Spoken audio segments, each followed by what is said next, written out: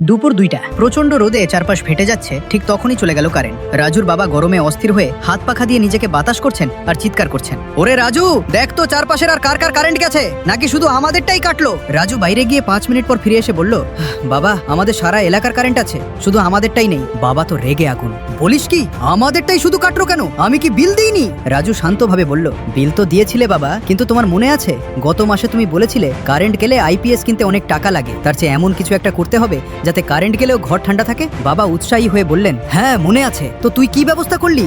রাজুর সেই ব্যবস্থার কথা শোনার আগে ছোট্ট একটা চ্যালেঞ্জ। এই ভয়াবহ গরমে যারা একবার হলেও কারেন্ট যাওয়ার পর বিদ্যুৎ অফিসের গোষ্ঠী উদ্ধার করেছেন, তারা 3 সেকেন্ডের মধ্যে ভিডিওটি লাইক আর চ্যানেলটি সাবস্ক্রাইব করুন, আর কমেন্টে এই মুহূর্তে আপনার এলাকার তাপমাত্রা কত তা লিখে জানান। দেখি কার এলাকায় সবচেয়ে বেশি গরম। রাজু এবার মুচকি হেসে আলমারি থেকে এক বান্ডিল টাকা বের করে বলল, বাবা, আমি ভেবে দেখলাম আইপিএস এর চেয়ে গাছ লাগানো ভালো, তাই বিলের সব টাকা দিয়ে আমি 1 ডজন প্লাস্টিকের গাছ কিনে এনেছি আর ঘরের মেইন সুইচটা বন্ধ করে দিয়েছি, যাতে কারেন্ট বিল বেঁচে যায় আর ঘরটাও সবুজ দেখায়। বাবা হাত পাখাটা ফেলে দিয়ে বললেন, ওরে কুলাঙ্গার, প্লাস্টিকের গাছে তো অক্সিজেন হয় না, উল্টো কারেন্ট না থাকলে প্লাস্টিক গলে আমরাই সেদ্ধ হয়ে যাব।